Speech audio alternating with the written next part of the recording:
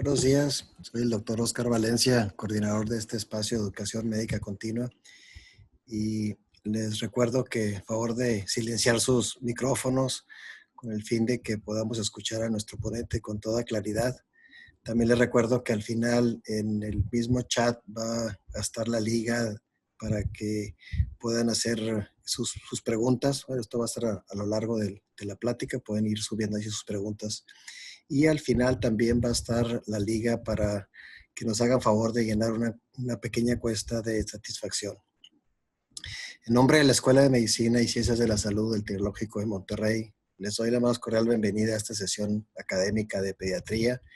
Y el día de hoy tenemos a un invitado muy especial con un tema de gran relevancia para todos los pediatras.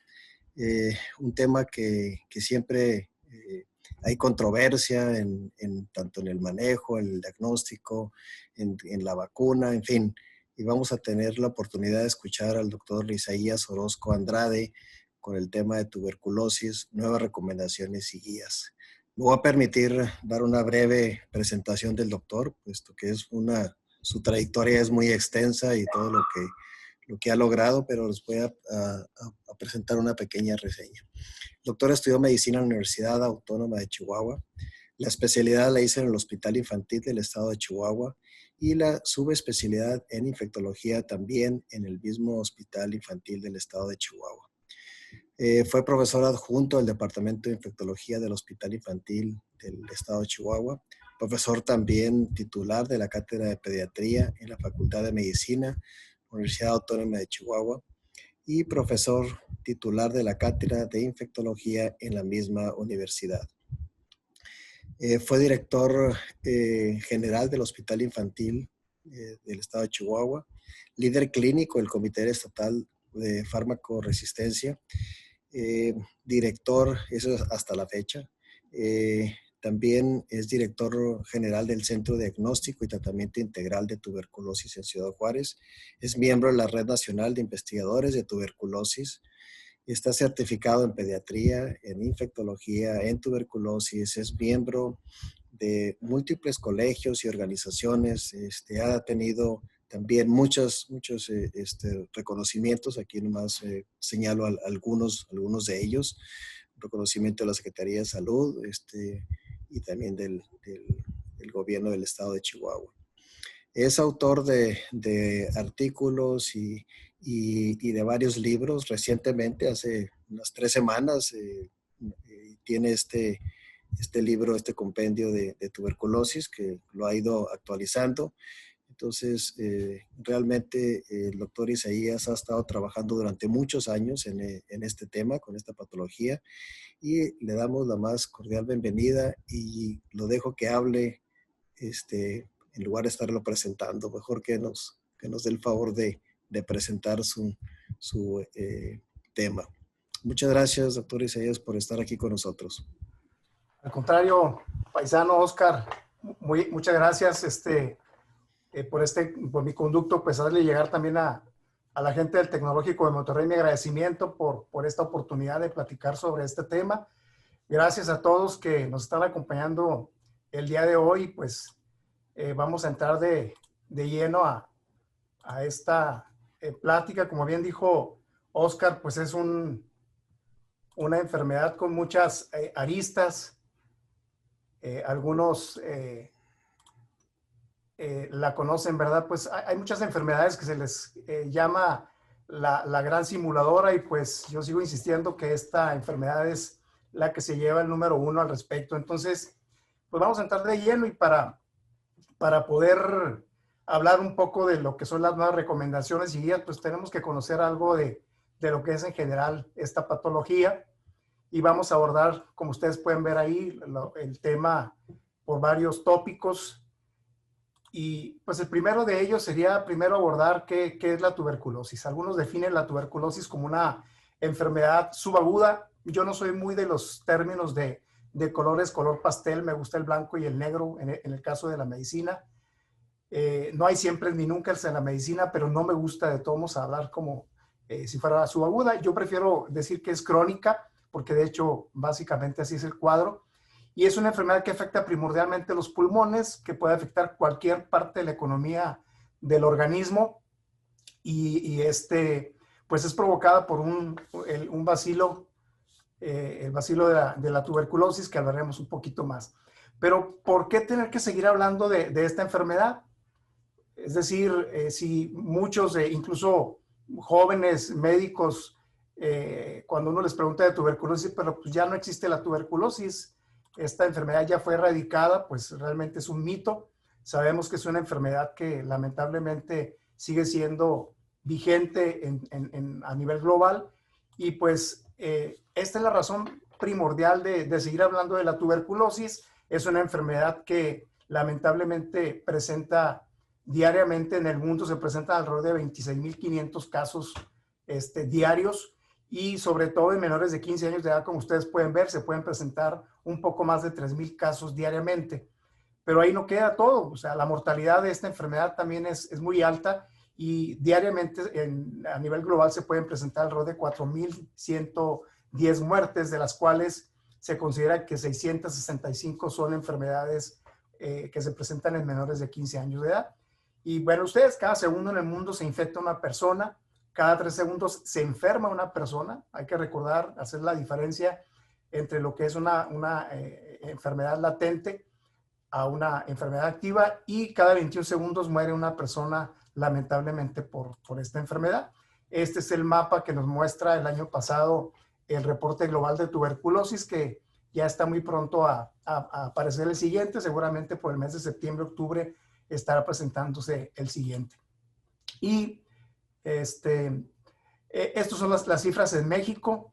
Prácticamente tenemos décadas en que estas cifras permanecen más o menos en el mismo nivel de 22,000 casos por año. Y como ven ustedes, pues en los menores de 15 años se pueden presentar alrededor de 3.5 casos al día. Pero pues lamentablemente de forma ya habitual tenemos alrededor de 6 muertes diarias por tuberculosis en nuestro país. Entonces es un problema de salud pública muy importante. Y aquí no queda todo, lamentablemente también, afortunadamente ahora esta enfermedad del COVID nos ha venido a dar muchas enseñanzas, a marcarnos la pauta de muchas enfermedades. Pero en otra época el personal de salud, sin tener los cuidados adecuados en enfermedades infectocontagiosas tan importantes como es la tuberculosis. Ven ustedes un estudio que hizo el doctor Laniado en Baja California. El doctor Laniado es un excelente neumólogo de adultos y ha hecho un trabajo excepcional en tuberculosis. Y ven ustedes, hizo un estudio en un brote que tuvieron entre el personal de salud, primordialmente en becarios, tanto en pasantes de medicina, de enfermería, médicos residentes e internos. Y ven ustedes la casuística que él tuvo, 440 casos por 100,000 habitantes. Si lo traspolamos estas cifras a los trabajadores del área de salud específicamente, pues tienen una casuística de 2.075 casos por 100,000 trabajadores de la salud. Es decir, que estamos en un riesgo muy, muy importante. En un estudio que hicimos nosotros aquí en el Centro de Diagnóstico y Tratamiento aquí en Ciudad Juárez, nosotros tenemos un riesgo relativo de 3.3 veces más de presentar tuberculosis de los trabajadores que estamos en este centro que el resto de la población. Y así, de forma similar, está todo el personal de salud a nivel de hospitales, de instituciones públicas y privadas de hospitalarias. Entonces, pues ven ustedes. Y pues hace muchos años que yo le llamo a esta enfermedad la pandemia permanente. Pueden venir pandemias de influenza, pueden venir pandemias de coronavirus y de otro tipo, pero esta es la enfermedad que provoca más muertes por un solo agente infeccioso. Entonces, pues hoy por hoy seguirá siendo, al menos para mí, la pandemia permanente mientras siga provocando tantas muertes y tantas infecciones diariamente a nivel global. ¿Y quién es el agente causal? Bueno, pues todos sabemos que es el bacilo de la tuberculosis. Es un bacilo que fue descubierto por Roberto Koch en el año de 1882 y es un bacilo que pues tiene ciertas características que afortunadamente lo hacen visible en las muestras de esputo a través de la visualización del microscopio. Es un un microorganismo que es muy resistente, sobre todo al frío, a la congelación, a la desecación, pero es muy sensible a la luz ultravioleta, a los rayos solares y al calor. Entonces, es un agente que requiere de características muy especiales también para poder sobrevivir, como son altas concentraciones de oxígeno. Por eso es que busca sobre todo las áreas muy superiores a nivel pulmonar. Entonces, y este es el complejo, hasta ahorita son los 12 microorganismos que conforman el complejo tuberculosis. Los más frecuentes son los que ven en la pantalla del lado izquierdo, que son los primeros 6.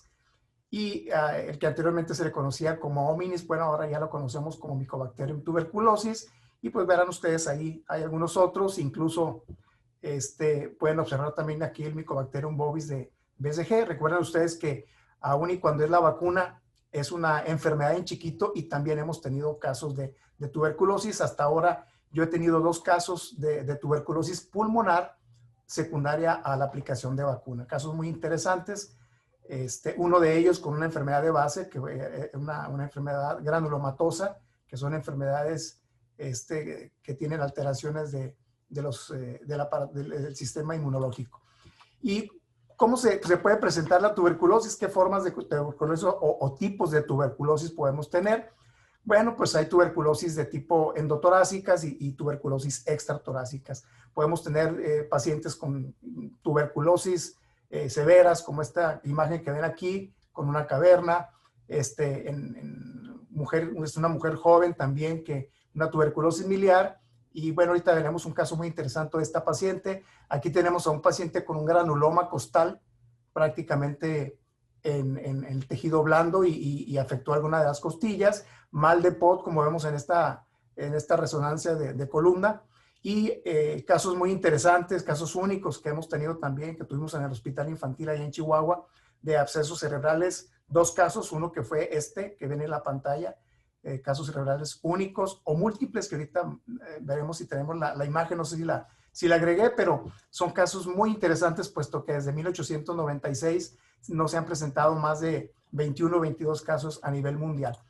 ¿Y cómo se produce la enfermedad? Bueno, pues todos sabemos que la vía principal es la vía aérea, y aun y cuando es la primordial vía de acceso del bacilo, también se puede presentar a través de la ingesta de productos lácteos no pasteurizados. Por eso es muy importante que al hacer el interrogatorio y sobre todo si se sospecha en esta patología, habrá que preguntarle al paciente si en algún momento de su vida tuvo ingesta de productos lácteos no pasteurizados, lo que llamamos leche bronca en el norte o leche cruda por allá en el sur del país.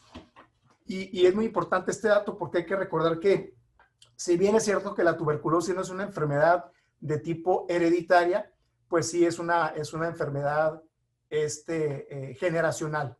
¿Por qué? Porque si el abuelo o el bisabuelo tuvieron la enfermedad, pueden contagiar en un momento dado a miembros de la familia, y la tuberculosis tiene la peculiaridad de que ya estando dentro del organismo puede penetrar a los macrófagos y ahí se queda estática, latente, y en un momento dado, cuando hay alguna alteración de tipo inmunológica, pues salen a hacer una fiesta y pueden provocar la enfermedad de nuevo, y por ende ese paciente que en algún momento fue nada más una enfermedad infecciosa como tal, se puede volver activa y contagiar a otros. Entonces, pero bueno, ¿qué hay? Algunas de las cosas nuevas que tenemos. Tradicionalmente se pensaba que un requisito para que un paciente fuera contagioso es que tuviera tos. Algunos estudios que se mencionan, uno de ellos es en este artículo que ustedes pueden ver en la pantalla, pues ya nos dicen que incluso la tuberculosis se ha detectado haciendo pruebas de reacción de cadena de polimerasa en el aire en aquellos pacientes que ni siquiera tuvieron tos, ni siquiera tuvieron un solo síntoma. Entonces ya se sabe ahora que, pues, que no es garantía, ¿verdad? Que el paciente que no tiene tos no vaya a ser contagioso, y como ustedes pueden ver aquí, es muy importante, por eso lo subrayé, dado lo anterior, es importante enfatizar que la ausencia de tos no debería ser tranquilizadora, porque ya sabemos que eso no implica falta de infectividad. Entonces, esto también, este artículo nos da una apertura de conocimiento, porque ahora sabemos que muchos de los casos que no detectamos, como ustedes pueden ver ahí, los contactos los detectamos entre el 1 y el 30% aproximadamente nada más. Todos lo sabemos, cuando se hace el estudio epidemiológico de contactos, prácticamente en muchos casos en ninguno de los pacientes encontramos a alguien que haya sido el contagiador o el caso índice.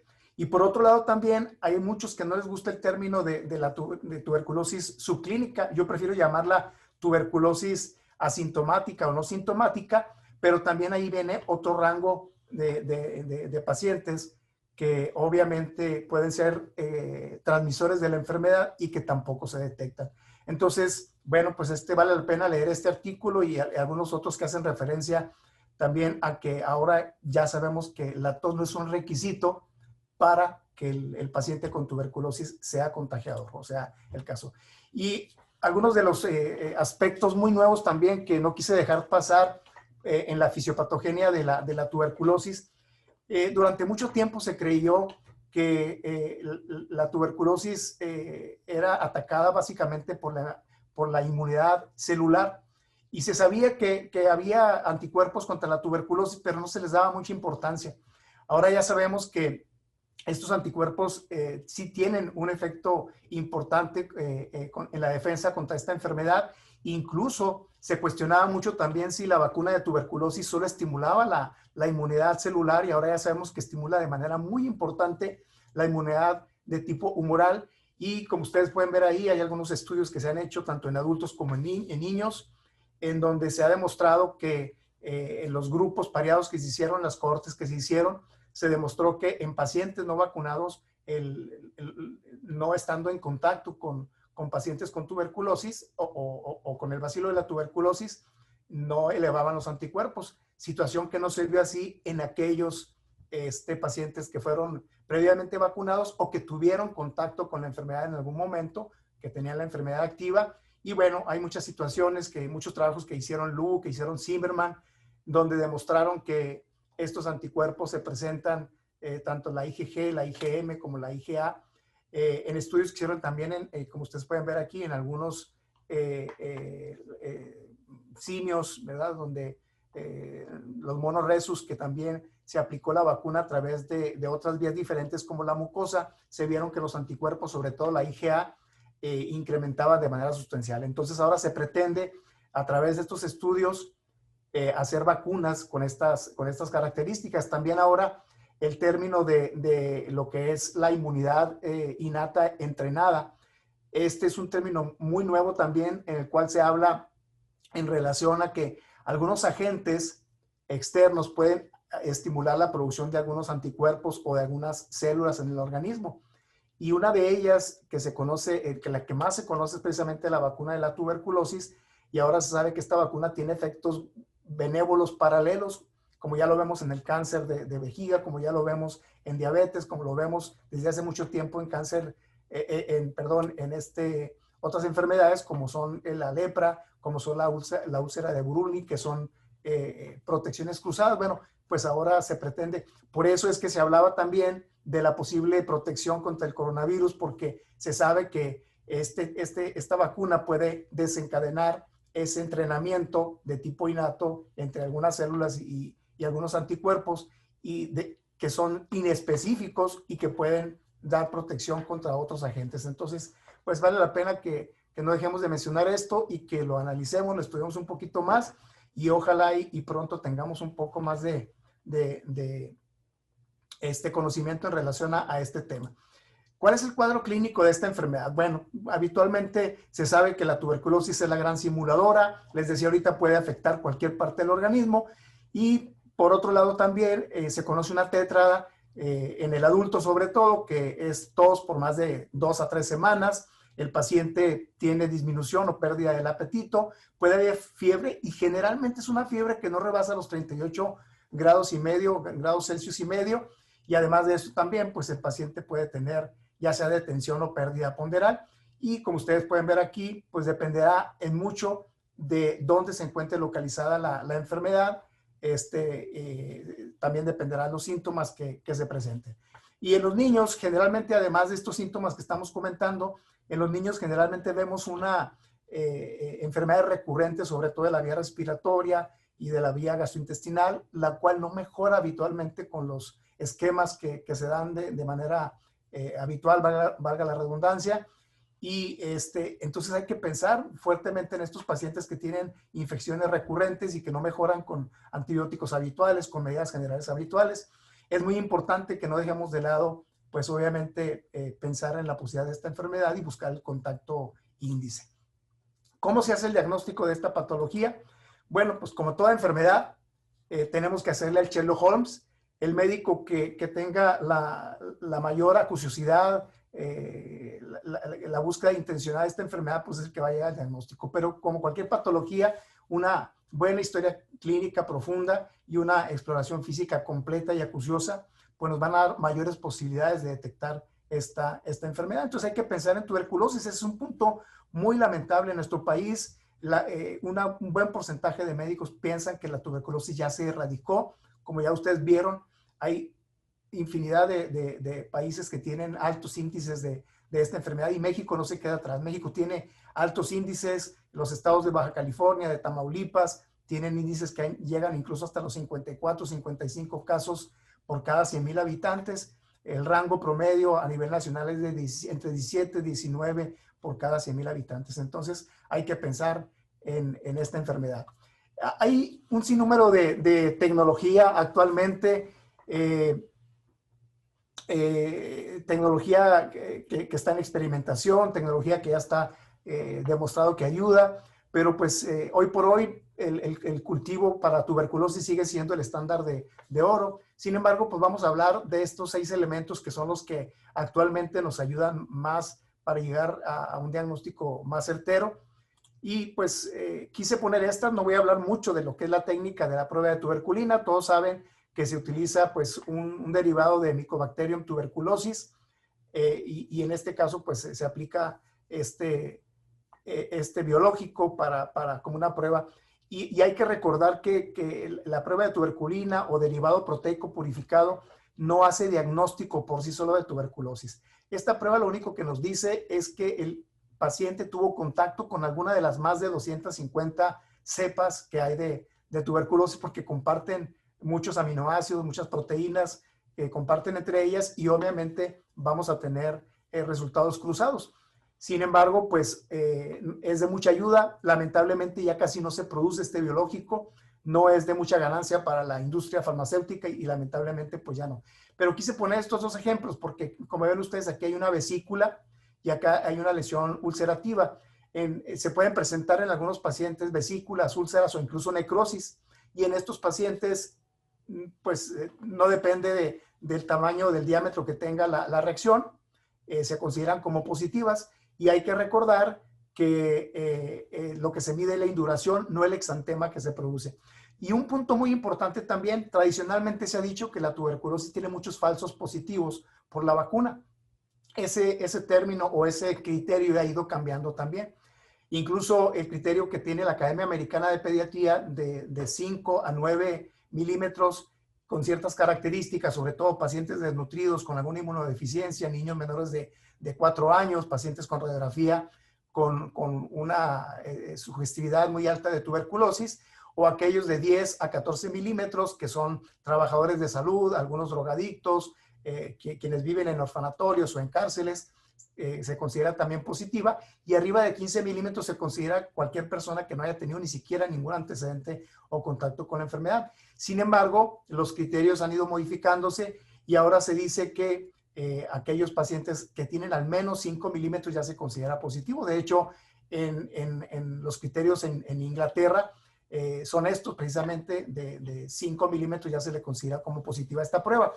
Y esto se sabe porque se hicieron varios estudios, como ustedes pueden ver aquí, Farhat y Sedon hicieron estudios en pacientes y demostraron que después de los 5 años, la prueba de tuberculina disminuyeron los falsos positivos.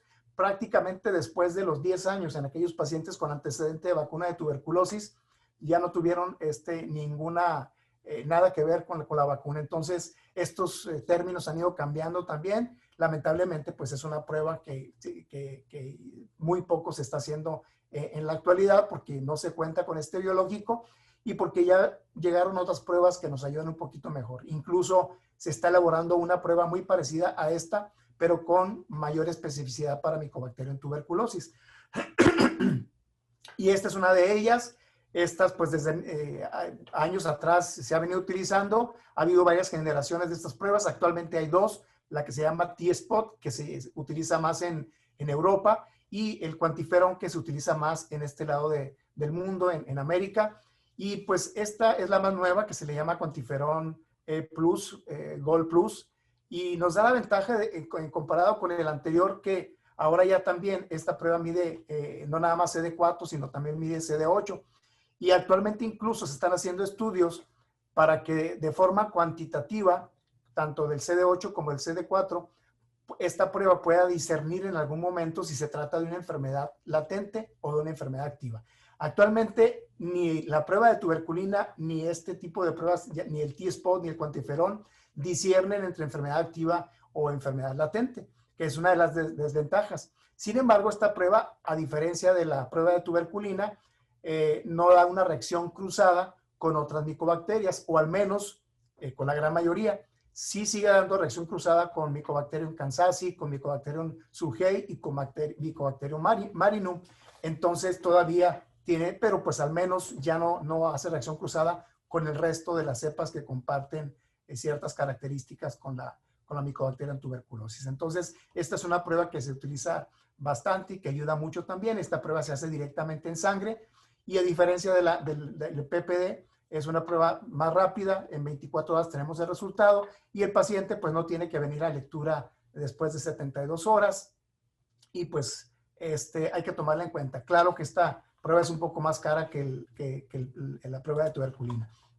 Y bueno, la baciloscopía yo creo que es el estudio más utilizado a nivel global. Anteriormente, este estudio era el que se utilizaba más para hacer el diagnóstico, pero bueno, ya sabemos que aquel paciente que se encuentra el bacilo en el jugo gástrico, en los niños sobre todo, o en la orina, pues pueden ser micobacterias atípicas o ambientales, por lo tanto, pues ya no se le considera como antes al cultivo también, que era el estándar de oro.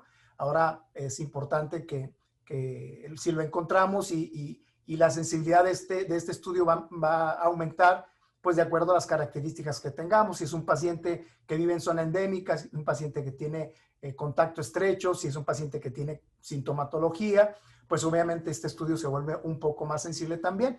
Pero vean ustedes que esta pruebita, para que sea positiva, requiere de tener un rango de entre 5,000 y 10,000 bacilos. A diferencia de la PCR, a diferencia del cultivo que vamos a ver ahorita.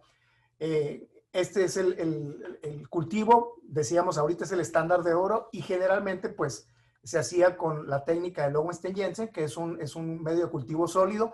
Actualmente ya se utiliza cultivos líquidos que son más rápidos con este aparato que se llama Bactec 960 o se le conoce como Millet también. Y ven ustedes, para que un cultivo nos dé positividad, pues se requiere entre 10 a 100 bacilos, a diferencia de entre 5,000 y 10,000 que decíamos ahorita. Esta prueba también, a través de Millet, nos da la ventaja de conocer las resistencias o sensibilidades de las drogas que utilizamos para tuberculosis y nos puede llevar a tener un traje a la medida de cada uno de los pacientes. Entonces, vino a dar un vuelco también en el diagnóstico de la tuberculosis, esta tecnología. Esto no quise dejarlo pasar también, es un estudio que hicimos aquí en Ciudad Juárez, en el Centro de Diagnóstico, fue publicado hace 2 años en la revista de Neumología y Cirugía de Tórax, y es muy importante porque tradicionalmente en los laboratorios, sobre todo institucionales, gubernamentales, aquel paciente que daba baciloscopía negativa, el químico, el técnico, no continuaba con la siguiente fase, que era hacer el cultivo.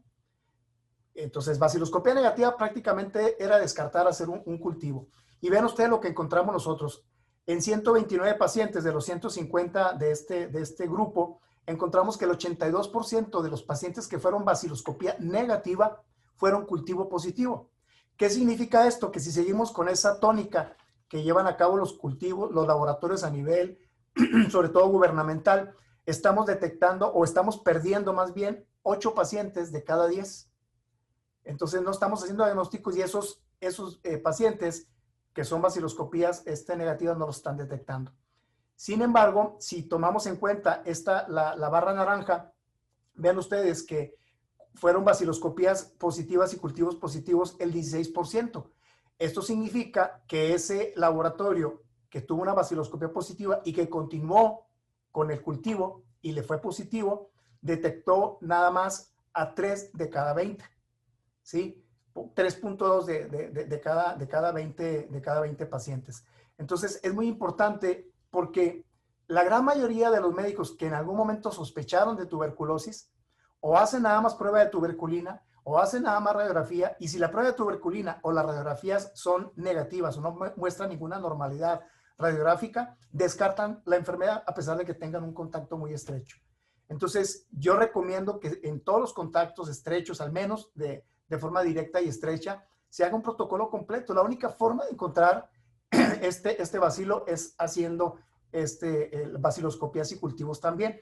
Porque recuerden ustedes, por ejemplo, en el paciente con VIH, son pacientes que la radiografía prácticamente se va a observar normal, y sobre todo en aquellos pacientes que llevan un tratamiento estricto y bien llevado a cabo. O bien en el niño también, el niño, su radiografía la vemos alterada 3 a 6 meses después de que el bacilo ya ingresó a su organismo. Entonces es muy importante que hagamos un protocolo completo. Algunas veces dicen es que hay que optimizar recursos. Pues sí, son términos mal entendidos, porque ahorrar no significa no gastar, significa gastar bien. Y en muchas ocasiones el gobierno prefiere, o las instituciones como tal, prefieren no gastar en un cultivo y una baciloscopía. Sin embargo, llega el paciente gravemente enfermo porque es una enfermedad crónica, y cuando ya el paciente acude es porque ya está con síntomas francos de la enfermedad, y obviamente hay que hospitalizarlo, requiere de mayor tiempo de atención, y los ingresos, los insumos y todo lo demás se acrecenta de forma muy importante. Por lo tanto, el gasto de tratar a un paciente ya crónicamente enfermo es mayor que hacer un diagnóstico temprano en gastar un cultivo. Aquí en el laboratorio de nosotros, que es un laboratorio especializado en tuberculosis fundamentalmente, es uno de los 3 o 4 laboratorios especializados en tuberculosis que hay en el país, cuesta alrededor de $35 hacer las 3 muestras de baciloscopías y de cultivos. Y bueno, además de eso, pues habrá que pagar lo que implica las pruebas de sensibilidad. Entonces voy a apurarme un poquito más. Esto es otro de los cuadros también que quise presentarles, porque vean ustedes que el 41% de los pacientes que fueron cultivo positivo fueron asintomáticos. De ahí precisamente que yo siga hablando de tuberculosis asintomática o subclínica. Y la radiografía de tórax, precisamente, pues algunos la consideran como el estándar de oro de la sospecha de tuberculosis, por lo que comentábamos ahorita. A veces no se observan datos. Y vean ustedes, esta es la paciente que comentábamos ahorita, es una paciente muy joven de 25 años. Esta radiografía, pues se veía una tuberculosis miliar, y pues así con muchas ganas veíamos esta imagen que pareciera una caverna, pero ya la corroboramos con la tomografía. Por eso es que este estudio, la tomografía como tal, se ha convertido en un estudio de gran ayuda para el diagnóstico de muchas enfermedades pulmonares, entre ellas la tuberculosis. Vean ustedes que ya nada más vemos una caverna muy grande, vemos algunas otras más pequeñas, y obviamente el patrón miliar que vemos ahí. Esta es la misma paciente. Y aquí ven ustedes la placa después de 9 meses de tratamiento, prácticamente limpia. Obviamente, si en esta paciente pudiéramos haber hecho una tomografía, lamentablemente por los recursos no se hizo, hubiéramos encontrado seguramente algunas cicatrices ahí en la tomografía, o incluso todavía remanentes de las cavernas que pueden ver ahí. Y estos son pacientes que para mí son muy importantes, porque precisamente lo que decíamos ahorita, esta es una niña de 5 años y la mamá tenía tuberculosis. La radiografía que estamos marcando en su pantalla del lado derecho, esta niña de 5 años, pues el único síntoma que tenía es una tos muy discreta, seca, y la imagen que vemos aquí, esta imagen que viene es una línea, ¿verdad?, fibrótica que vemos acá, y algún patrón de tipo reticular en el ápice del lado izquierdo.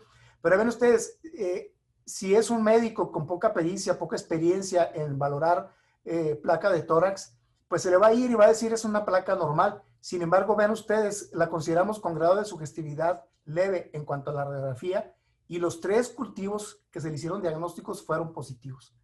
Y este otro paciente, pues es de libro, ¿verdad? Es una radiografía prácticamente afectada por la tuberculosis, y es un paciente también sintomático, pero con un grado de sugestividad alto, también tuvo los 3 cultivos positivos. Incluso este fue un paciente con tuberculosis multirobo resistente. Y vemos estos otros que fueron pacientes asintomáticos. Vean ustedes esta paciente femenina de 25 años, era asintomático, sin embargo en la radiografía tenía una imagen muy sugestiva de caverna y también los 3 cultivos iniciales que se le hicieron fueron positivos. Y este es un joven de 20 años, prácticamente llegó sin ningún síntoma, pero pues bueno, vimos esta imagen aquí, ¿verdad? Una línea fibrótica también y lo que pues parecía un pequeño derrame en esta parte del pulmón izquierdo y también se le consideró como una imagen radiográfica con sugestividad mínima. Sin embargo, también vean ustedes que los 3 cultivos iniciales fueron positivos. Incluso tuvo resistencia a la piracinamida. Entonces, por eso es muy importante que no dejemos de lado completar un protocolo haciendo baciloscopías y cultivos también en todos los pacientes. Yo creo que la inversión es mínima y es mucho menor que tener un paciente hospitalizado durante mucho tiempo.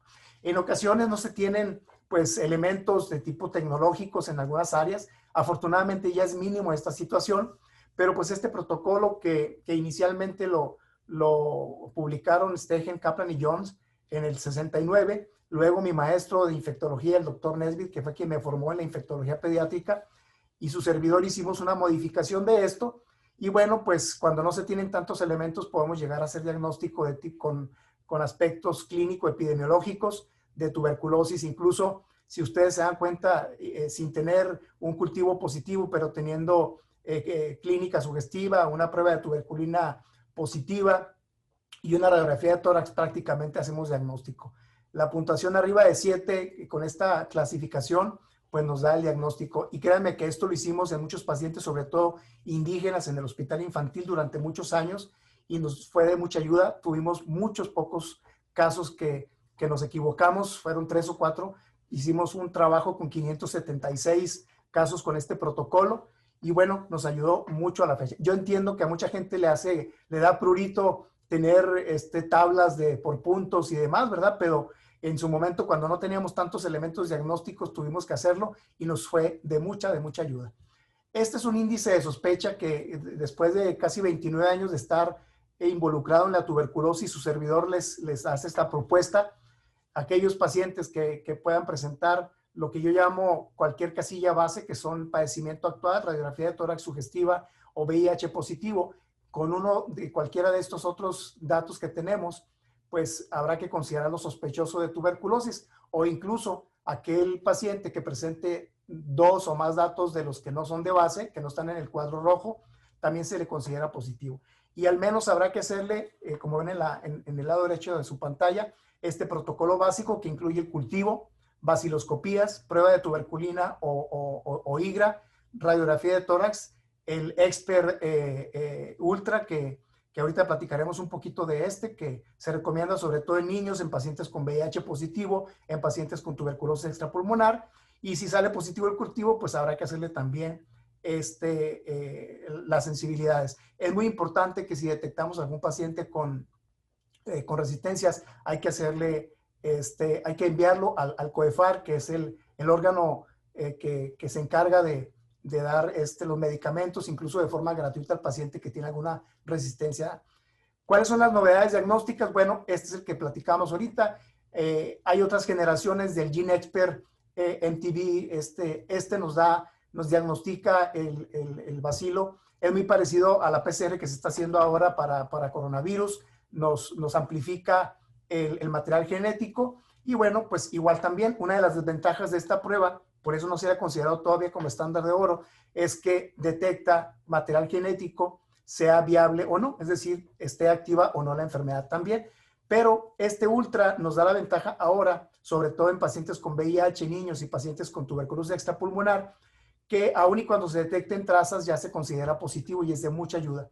También este estudio, como ustedes vieron en la figura anterior, pues hay desde una muestra hasta 560 muestras. Y este es portátil también para una sola muestra.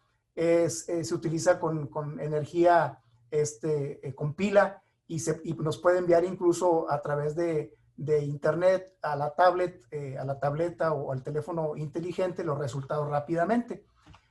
Vean ustedes que ya decíamos ahorita incorpora este término trazas, pero una de las cosas importantes de este estudio es que además de que nos detecta la resistencia a rifampicina, también nos puede detectar mutaciones silenciosas en el RPOB de la rifampicina. Que esto es muy importante porque en otra época se pensaba que toda modificación genética, toda mutación genética condicionaba forzosamente una resistencia de la micobacteria al medicamento. Sin embargo, ahora ya sabemos que puede haber una mutación genética en alguno de los genes que habitualmente vemos en la tuberculosis, pero sin dar resistencia contra el antibiótico utilizado.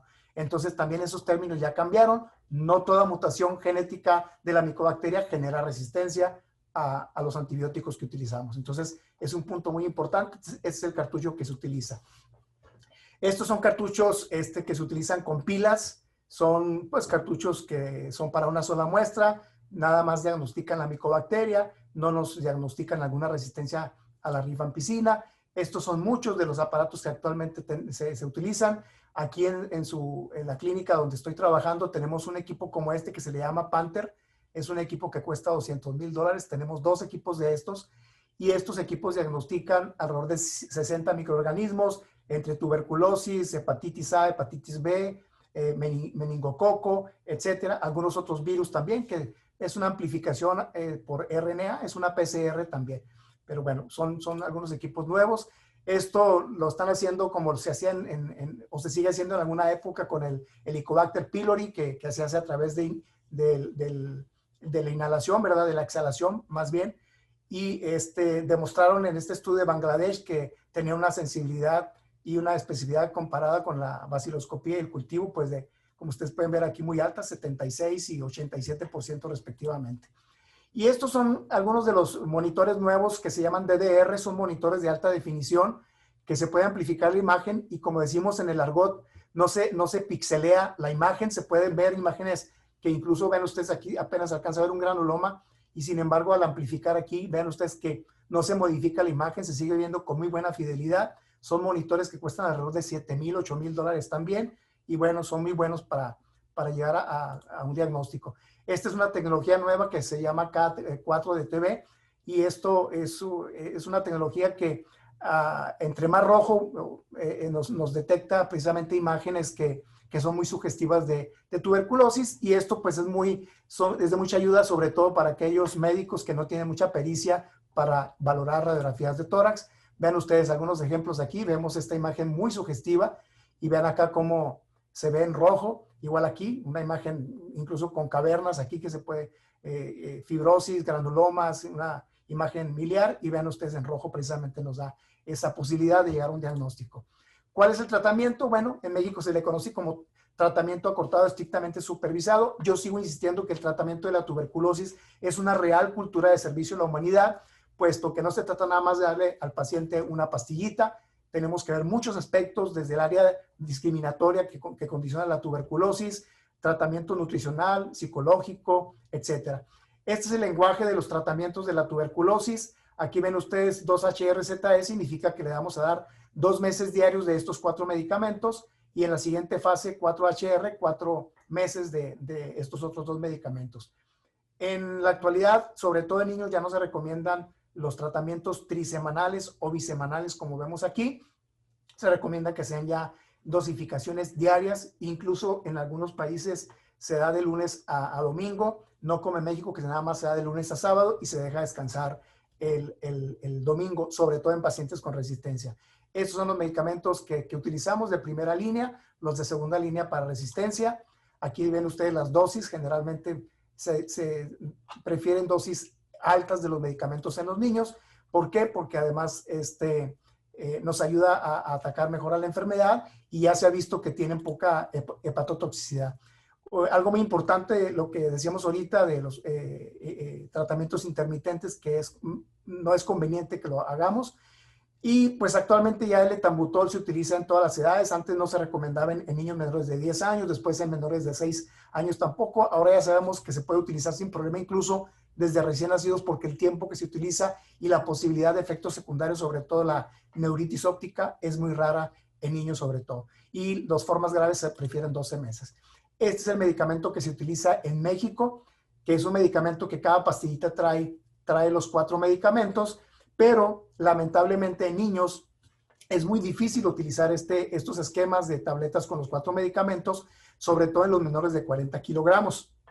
Incluso en adultos, cuando tenemos pacientes que son sensibles o alérgicos a alguno de los medicamentos, tendríamos que utilizar los medicamentos por separado. Lamentablemente en México no tenemos presentaciones separadas e incluso ya en México no tenemos presentaciones pediátricas, sobre todo en la rifampicina, que era el único medicamento que estaba en suspensión. Por eso es que su servidor se dio la tarea de hacer este esquema en Excel y a través del medicamento Dotval, precisamente con estas pastillitas, lo que hacemos es triturar la pastillita y depositarla en 5 mililitros de agua. Aquí pueden ustedes ver que está hecha a base de niños menores de 10 kilos, de 10.1 a 20, de 20.1 a 30 y de 30.1 a 40. Lo único que hay que hacer aquí es poner el peso y en automático nos va a decir cuántos mililitros de la mezcla de 5 mililitros con la pastillita le vamos a dar al paciente. Pero además de eso, para poder complementar la isoniazida, porque no se completaba con el Dotval, pues tenemos que agregar una pastillita de 100 miligramos de isoniazida. Y vean ustedes también aquí, hacemos la dilución con agua y también vamos a obtener los mililitros que se le van a dar al paciente en esta dilución que vemos aquí. Y aquí vamos a ver las dosificaciones que estamos dando de cada medicamento, tanto del Dotval como de la isoniazida en las tabletitas solas. Entonces, está a sus órdenes esta tablita, con todo gusto se las puedo hacer llegar. Aquí vienen todas las instrucciones, tanto para la fase intensiva como para la fase de sostén. Cualquiera que quiera, al final les voy a poner mi correo electrónico. Mi maestro Nesbitt decía, un tratamiento incompleto o pobremente supervisado es peor que no dar ningún tratamiento. Si no sabes manejar tuberculosis, mejor no te metas y háblale a quien más confianza le tengas, como dice el mensaje. Y Enarson nos decía, tú no puedes curar la tuberculosis resistente a múltiples fármacos tan rápido como la causas. Si no sabemos manejar tuberculosis sensible, podemos provocar una tuberculosis resistente y sería muy lamentable y más costoso tratar a un paciente con estas características. Estos son los medicamentos que actualmente se manejan en las guías de la OMS. Este es el esquema más nuevo de 26 semanas para tratar pacientes, sobre todo con tuberculosis extremadamente resistente. Es un tratamiento muy nuevo y pues está dando excelentes resultados y a corto tiempo. Estas son nuevas tecnologías. Desde el 2013 se pretendían las pastillas inteligentes. El paciente se toma la pastilla. De hecho, desde que se abre el botecito ya manda una señal el botecito al teléfono inteligente del médico que está tratando al paciente. Cuando pasa la pastilla ya en el estómago, se manda una señal de que ya la pastilla está en el estómago del paciente. Esto se veía algo pues muy de ciencia ficción, pero como ven ustedes ya en Estados Unidos en el 2007 se aprobó la primera píldora inteligente en pacientes de tipo psiquiátrico con un medicamento que se utiliza para la esquizofrenia. Y pues bueno, es una buena alternativa, sobre todo en países donde no se cuenta con mucho personal para esto. ¿Se puede prevenir la tuberculosis? Pues sí.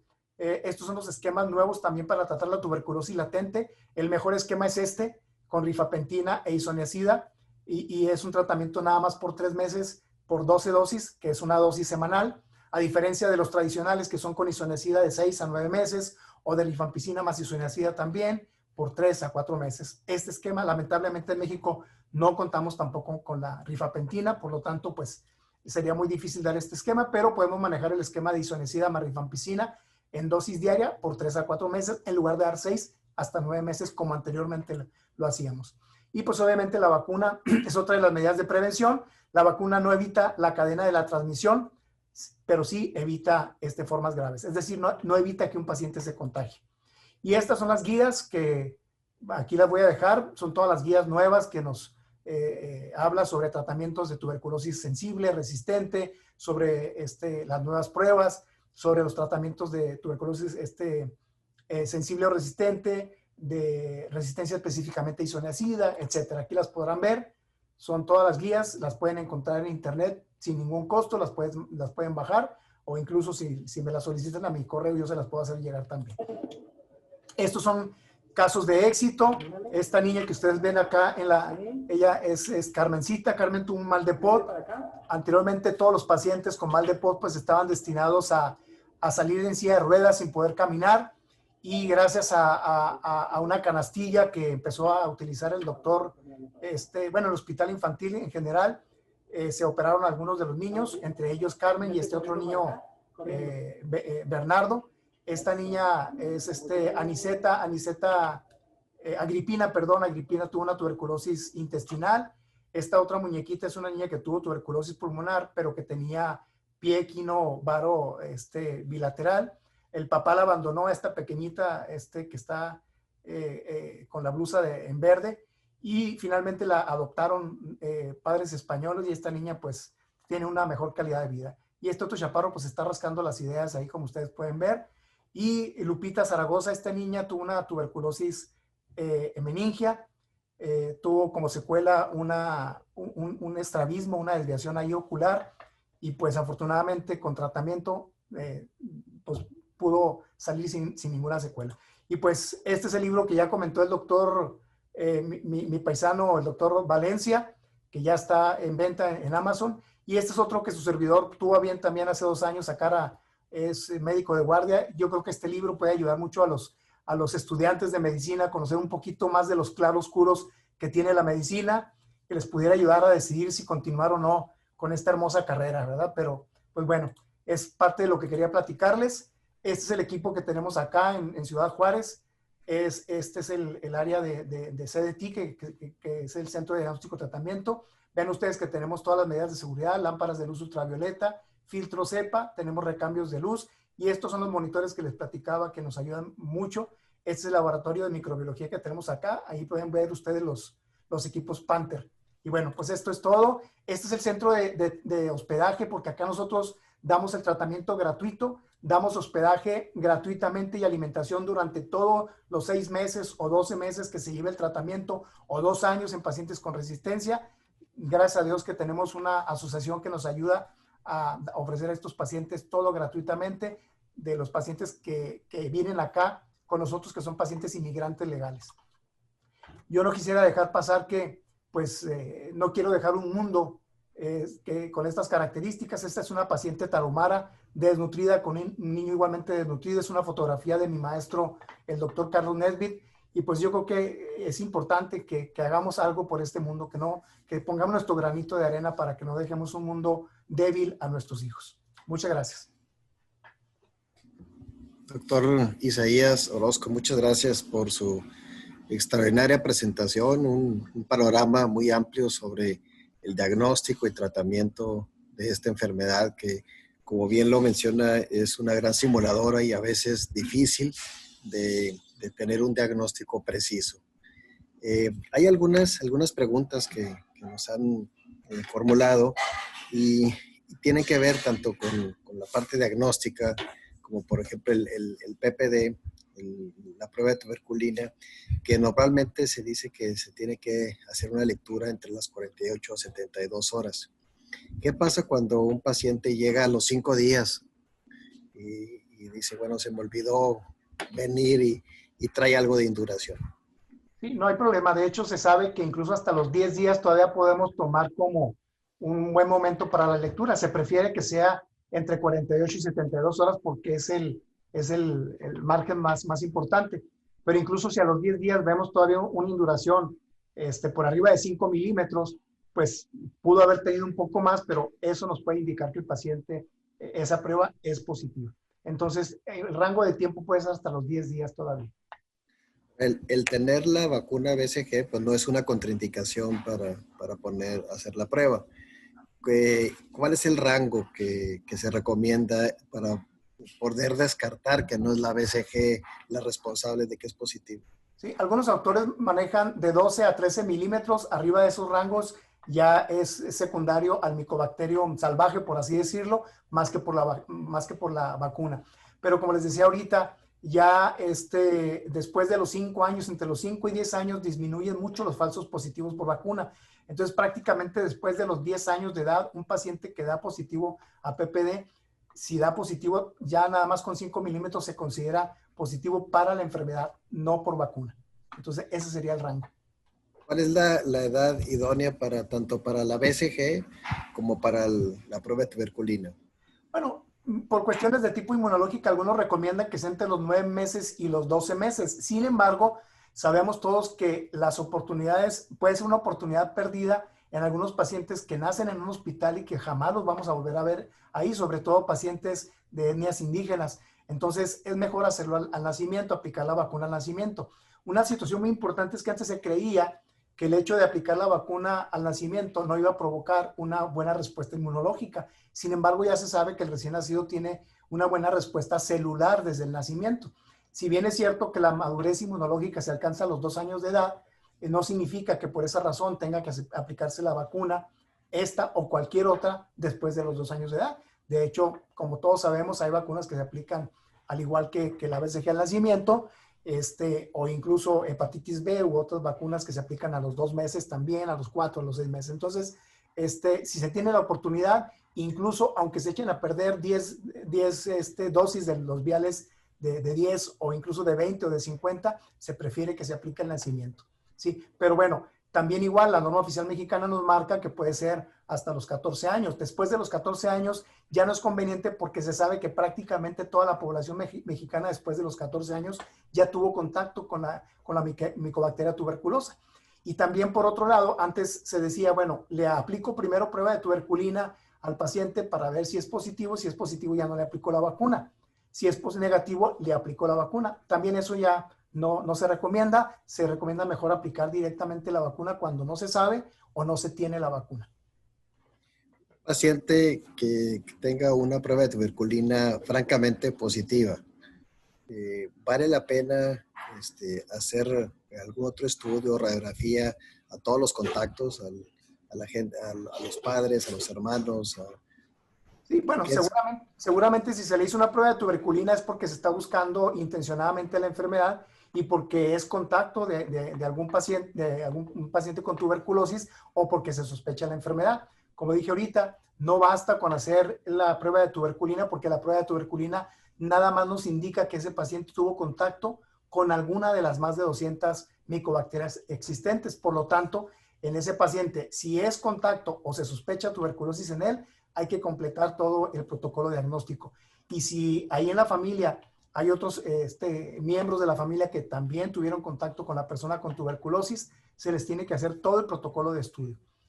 ¿Sí? Un paciente, Sí, perdón, sí, adelante. en un paciente que no hay una sospecha, nada más en una consulta de niño sano, ¿vale hacer la pena la prueba de tuberculina? ¿Con qué frecuencia o exclusivamente cuando hay factores de riesgo? No, definitivamente cuando hay factores de riesgo. Yo creo que lo sabemos en pediatría, fundamentalmente no hacemos exámenes de rutina, no utilizamos la técnica PAVER, ¿verdad? Para ver qué encontramos.